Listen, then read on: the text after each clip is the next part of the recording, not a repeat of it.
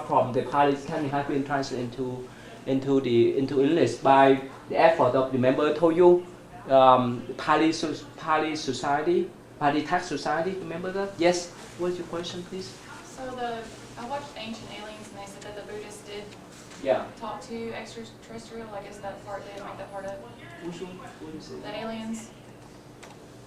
People from outer space. Oh, I understand. Yeah. Did they talk to them back then? You just said that, didn't you? What do you mean? Like So you say that beings, though. celestial beings? Not okay. I see what Not you're I. Okay. Whichever. Okay. See, Sorry. Okay. my mind is Okay. stuck in Ancient Aliens. I just Okay, watched that's Ancient good. Aliens. Yeah. Yeah. We talk about that. Yeah. But the Buddhists, there's like. I believe understand. that they Yeah. talk to I know. Yeah. Let's say heavenly beings. So you know what I'm talking about, right? Yeah. Okay. I know. Yeah. Yes. So for us now we call them an island, right? But back then, you may encounter many of them without yet teaching to them heavenly beings, or someone that we could not recognize, except if we have psychic eyes to see them. So people, they do believe that, right? Yeah, and especially in Buddhism, tradition, that's normal. Okay.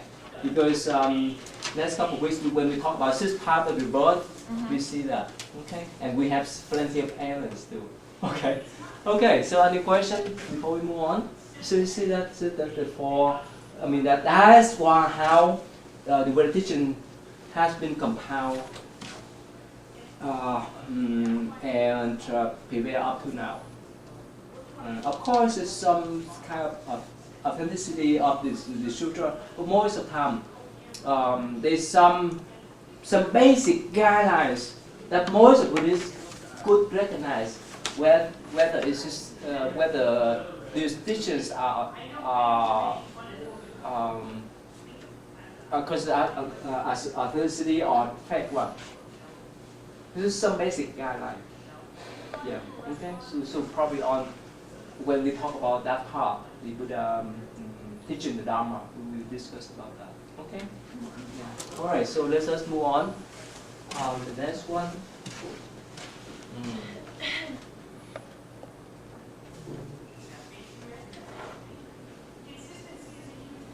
In Christian tradition, do you have oral tradition? Do they have that? Do you know? Oral tradition? They keep. I don't think so. They don't have that. Okay, so let's move on. Okay, the next one, structure of the Buddhist monastic tradition. Aaron? Oh, Yeah, what do you have there? I accidentally did 6. Synthesis? Yeah. Oh, okay. No. So anyone does this one? No? Okay. Let me show you this one here. Last time I almost share you the story, but I keep it for today. Okay, let's see here.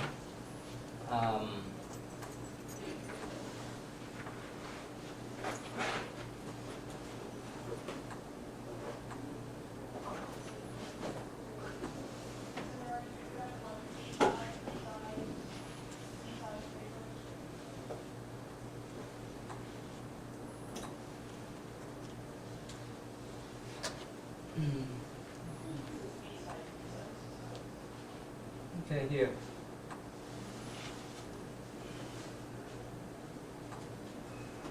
I showed you last time, is that right or not? Oh, yeah, the others class.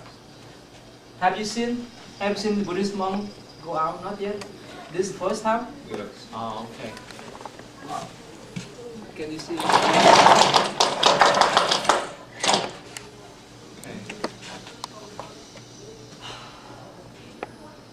Okay, so what do you think? It's like Halloween. Halloween? Every day. Yeah, they have Halloween every day. Yeah. That's the life. According to the traditions, especially here, the Lao tradition. Let me tell you this story. So one Theravada monks, he's American monk. he came to my monastery a few years ago, and he told me a story that one day he went to San Francisco airport, and he hold that ball.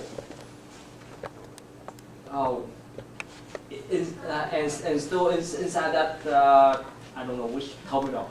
So he's inside that airport, so that he could get something from whoever he did, eat lunch. But when he stood there, what happened? People could not recognize him. And what happened? He didn't have any, people didn't put any food inside his bowl. So he skipped his lunch on that day. Back then, yes. They didn't put no money in there?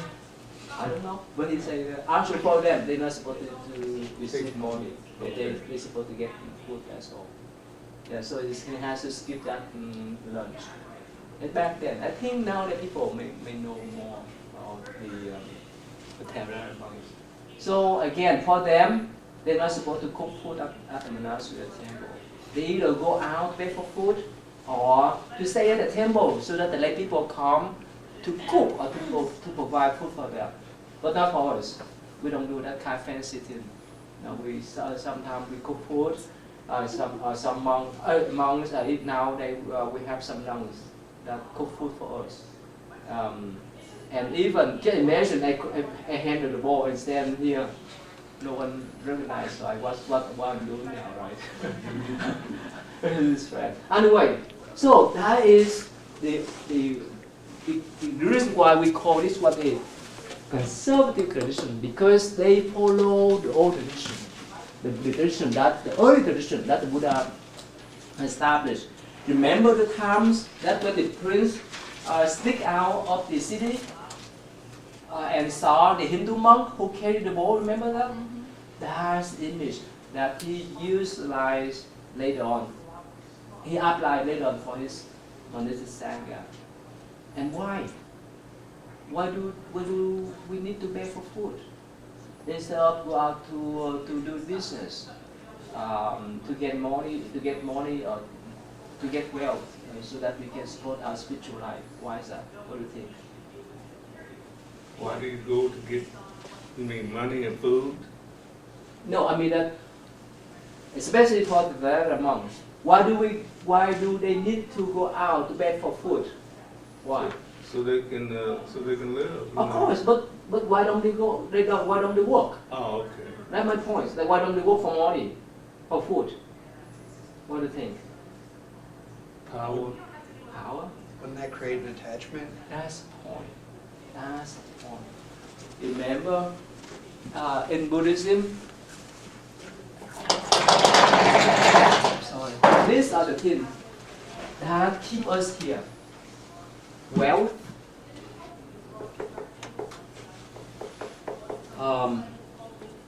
sex, fame, food, and entertainment.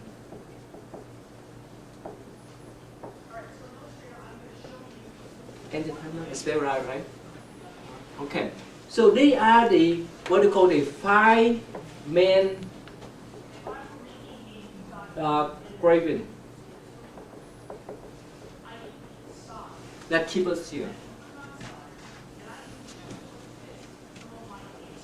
If you read any stories from internet, from books, if you watch any movies, or if you listen any radio show anyway, most of the time, or all the times, they would carry one of these agendas.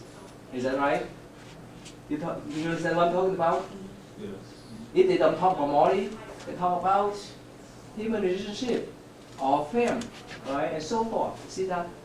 And for the monk, in order to get out of the birth cycle, in order to be free from this kind of emotional fluctuation, when you involve with them, can you be at peace? What do you think? When you do business, gain and loss, can you handle? I mean, You understand my point? yeah, I understand your point very well. So the purpose of I encourage monks to go out barefoot foot is what? Again, to help them to lose their self-esteem, attachment to ego. Plus, of course, we need food to eat to sustain the body. But when they go out to barefoot foot, and that's the way they do missionary work too. When whoever, especially lay people, when they offer the food, that's the way they can get the merit. Plus, if they need the spiritual advice, the monk would provide. It's similar, right? In that tradition, right? In the church, the lay people come to listen to the sermon of the priest or the pastor, and in return, they donate some kind of money, right? For the priest and the pastor, they don't do this thing, right? They just stay at the church, right? They do the preaching, and they receive in return the material support or monetary support from lay people. This is two forms of support, but it's not the extreme one. The point is, you understand, right? To try to minimize your attachment. Try to spend more time for meditation. Like you go to school, you spend more time for studying. What happens if you have a part-time job or full-time job? It may affect your studying, right? It's common sense. The reason why if you are in any kind of field, professional field, you need to be in there. Otherwise, maybe you could not do in the thought welcome way. So that is why for the monks, they supposed to go out to barefoot foot, especially for the traditions. And of course for us, we're not supposed to do any kind of business. And even for doing the fundraisings, of course many people nowadays they do it, but not from, they don't do that. Yeah. Oh, yeah. So I have a question. Yes. You teach here. Yes. So where does your funds go? Go to my temple. Yeah. So that I can pay utilities and mortgage. Yeah, of course, the lay people, I mean, the Asian, the Vietnamese people, they support me too. Yeah. Yes? So, are monks not allowed to marry because is that an attachment, or how do Buddhists feel about marriage? We talk about that probably next week, sometime next week too. Yeah. Yeah. So basically, it's normal for lay people to get married. It's normal. But of course, if you want to dedicate for your life for spiritual path, you better stay alone. Have more time for yourself. Make sense? But if you have, let's say, wife, children, or husband, children, you have all kind of responsibilities. Not talking about attachment, right? When you have a child, well, if you run away from him, you have to pay child support or stay in the jail. You see that? That's normal, right? So anyways, you have more time if you stay with celibacy, right? Okay, so let's go back. So in the old tradition, so again, Buddha established a tradition that monks supposed to go out barefoot foot so that he could spend more time to do meditation than to do business or whichever is what that normal people do. And yeah, of course, like remember you mentioned about the story after the Buddha passed away, that monk he say, "Oh, I'm free now," because why? The Buddha established some rules that monks need to conduct. It's let's say you go to school, you have to follow certain rules, right? Certain path and certain conduct. Everywhere, if you go to work too, right? And even at home, right? When we live with other people, we follow some certain kind of pattern. Not talking about the whole Buddhist communities. So because you do things, the things you do may affect to others. So these rules can keep you pure and at peace. That's the point. Or when we talk about Vinaya, that's the rules or the common of the monks. I will talk about that briefly. Is that clear? Okay. Yeah. Let us move on.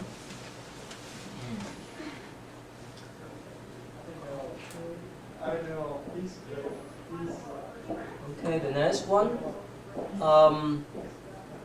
Yes, early like Buddhist like what you have. Well, mine kind of goes along with the whole regulation of the Sangha. Basically what I read is that the Buddha, like, he was very strict in his regulations, like he didn't allow them to do a whole lot. They weren't allowed to own land, but land was allowed to be donated. And the monasteries basically served as a place where people could, kind of like a refuge, a spiritual refuge for people. They just were supposed to follow his teachings and, abstain from, the 5 main cravings. That's all I found. This is general. And when we talk about that, this is 5 pieces. It's normal, it's common sense. No killing. For lay people, no killing, no stealing, no such misconduct, no lying. It's common, right? It's universal in any tradition, right? The last one is a little bit different. No taking intoxicant, that means even no taking alcohol. In the Christian tradition, even the priest or the pastor, they can drink, right? But for us, no way. Yeah. I also read that the Buddha didn't allow like criminals or people. Oh yeah, I wrote the comment. You know why? Why? So If he allowed criminals come to be monks, for example, monks or nuns, what happened then? the people would, What do you think? well, it would make it like, okay, are these guys for real? Like they had criminals. It wouldn't spread so fast. It would be slow taking off the spread. Well, Yes. I thought it was so people that they could be, if they had served or paid their debts, it was so they couldn't run away from the consequences. Actually, during Buddha times, this is a famous story. I forgot his name. He allowed one criminals, the one who killed 999 people, but he converted him into a Buddhist tradition, and he became Buddhist monk too. That's the only incident that's happened in Buddhist tradition. But because later on, many people, especially kings, they complain that they have some bad one. The one who still have the bad habit. This is create the bad influence on the whole Buddhist community. Or we can say that if we have bad apples, right, this is may ruin the whole Buddhist reputation. That's one of the reasons why later, because of the request, not the Buddha. In the early times, he accepted them into the Sangha, but later because there's many complaints, so that he established a kind of rules. That doesn't mean that he exclude them, but because of his social views. It's common sense, right? It's pretty hard for someone who have raised some kind of crimes to be accepted back to society nowadays. Is that right? It's common sense, right? Yes. And what happened to them? And if they could not, well, let's say when they go out to get a job, and when they have interview, and they, of course, in the application or whoever interview them, they would ask, do you have any criminal records? If they say yes, what will happen? See that? It's not easy. So even nowadays, right, in the, you can say that in the free society, we still have that kind of view toward the criminals, not talking back then. You understand that? Okay, so you understand now, right? Okay, let's just move on. Okay, now number 6, number 7, early Buddhist. Ricky, you have anything? Yes? What do you think?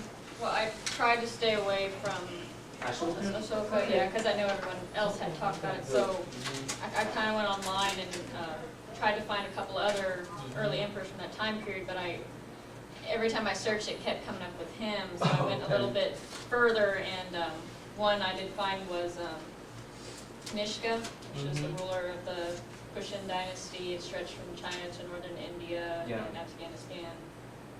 Kind of just talked about him. He called together the 4th council, and he's kind of, from this council was kind of born Mahayana Buddhism. He's also noted for establishing a large monumental stupa in Pakistan, known as Kanishka Stupa. Only its base remains now. It was just recently excavated, I think in the early 20th century.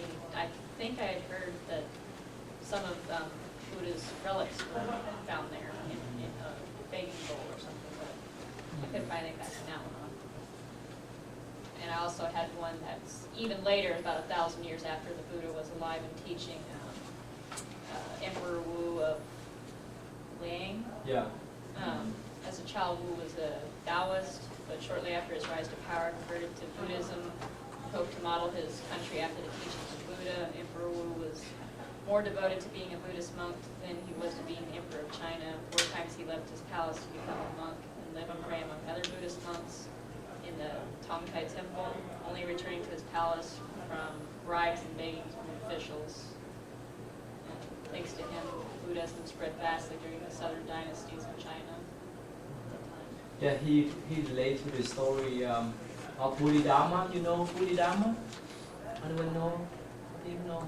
He considered as the first Zen preacher in China. Buddha-Dharma.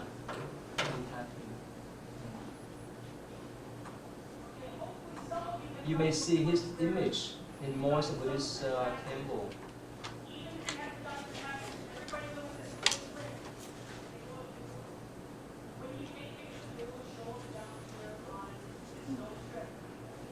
Oh yeah, 'cause he's supposed to have had blue eyes. Yeah, you see that? You recognize some of you recognize him? Okay, yeah, that's called Buddha-Dharma. That's related to the old land Udi during the 5th or 6th century. Anyway, let's just go back. Thank you. About other one, and Yeah. one of you, I had you have it? all I found was Ashoka, Okay, so that's Yeah. about him. yeah. He was the king of most of India from what was it, like 269 BC to 232 or something like that. Yeah, we will talk about him next week too. And, on figures. He was a really mean guy. Mm-hmm. Then he conquered this one place and like destroyed it, and then converted to Buddhism, and he was really sorry about it and wrote some stuff about that.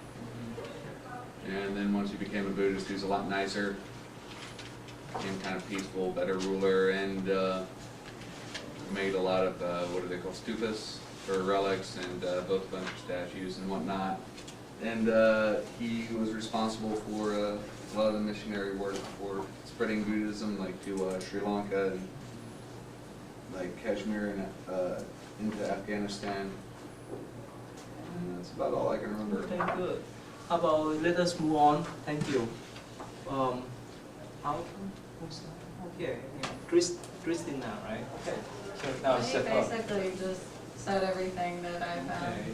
except that I found a lot of debates on it. Like, some people are debating that whether or not he even truly became a Buddhist, or if he just did it for show to get people's like trust. Mhm. So there's debates on that. That's Yes. really all I have to add to it. Mhm. That's all you have? Well, he basically said everything. Okay, do you have anything to add? Yeah, I know whenever he converted, I forgot what the name was, but like there's this really charismatic young monk that talked to him Oh, and okay. helped him become a Buddhist. And yeah, pretty much all what they said. So, okay, here. Yeah, let me ask more. About others, have you read his story? Yes. What I do you went a have? little bit into it with his devotions, like Okay. I talked about him. Okay, that's good. a lot. I know he sent emissaries as far as Greece and Mhm. to China Yeah. and to parts of Southeast Asia. He planted throughout his entire kingdom along roads and everything. He planted trees and wells to help travelers Mhm. be able to get to and from different places to help spread the word. He put a whole bunch of statues up talking about the Dharma and the sins and the good deeds that he wanted throughout his kingdom, and that's how everybody who was higher up in his kingdom, he told them that he wanted them to rule using the Dharma as their guide. Mhm. Yeah. Yeah, actually, somehow, according to majority of scholars, they have a positive view on him than the negative one. Yeah, so this is the country he spread, he sent the history. But let me tell you a story. It's really interesting. This is legend, but it's up to you. Yeah. So start from what they call the war of what they call Kalinga. Let me see here. Here the word Kalinga. Here, small state. Of course, now become Orissa state in India. So when Ashoka ascended to the throne, he tried to unify all of Indian subcontinents, but somehow this state still resist to his power. The reason why he sent army to invade them, it's normal, for a king. But during this, what they call the battle of Kalinga, he, according to the records, he killed over 100,000 people. It's like massacre, yes. What's the name of that battle? Kalinga. Kalinga, can you? Kalinga. Kalinga. That's Kalinga is his country too. Okay. So he sent a huge army to conquer them, and he killed over 100,000 of people. And he has attacked Red Fort later on because of massacre. And according to the story, yeah, let me see. Yeah, okay, we have time. After that incident, after that war, he stood with the Red Fort. And according to the story, record, it said that right before the war, that war, he was one of the most cruel king in the country. And what happened? He raised hell on the earth. So he made order to find the most cruelest one that could handle his hell. It's like a prison. So he made the rules that whoever go into that place could not get out. That means that person would be tortured and executed inside that hell or that prison. So of course, this is a lot of story involved. So again, one day there's a young monk. He carried the bowl, begging bowl around, and somehow he ended up there. In that, you can say that prison, and he was captured, and so they put him into the boiling water. So they want to boil him, they want to burn him with the boiling water. But somehow because he's so sincere, plus of course you can say that subsequently he concerned about that. He's so sincere that he focused his mind on the death, that somehow they could not burn him, and he's still alive. The reason why the jail, is that the jailer? What do you call now? The one who take care of the jail, what do you call? The guards. The guard, you can say the guard. warden. The one who take care of that prisoner, that hell. They report to the king. Oh, so strange. I could not boil this monk. So the king went out and saw that, and from that time on, somehow he has the faith in that Buddhist monk, and so he said, oh well, from now on I want to destroy this hell or this prison. So the guard, the one who took care of that, he said, wow, even you are king. You have established a rule before. Whoever come here could not get out. So even you, a king, I have to kill you. And so the king said, well, who came here first? You see that? So the king ordered to kill that one. Again, so that's the story. And later on he would convert into Buddhism, and he drank a lot of merit, like establish the pillars. This is the place here. these are the places he put the pillars, especially at the 4 Buddhist holy places. Nowadays, the reason why the scientists could recognize the Buddha place, or Buddhist holy place where the Buddha was born, where the Buddha attained enlightenment, where the Buddha first gave the teaching, where the Buddha entered Nirvana, because of his pillar. I will show you. Without him, this is still maybe controversial. See here.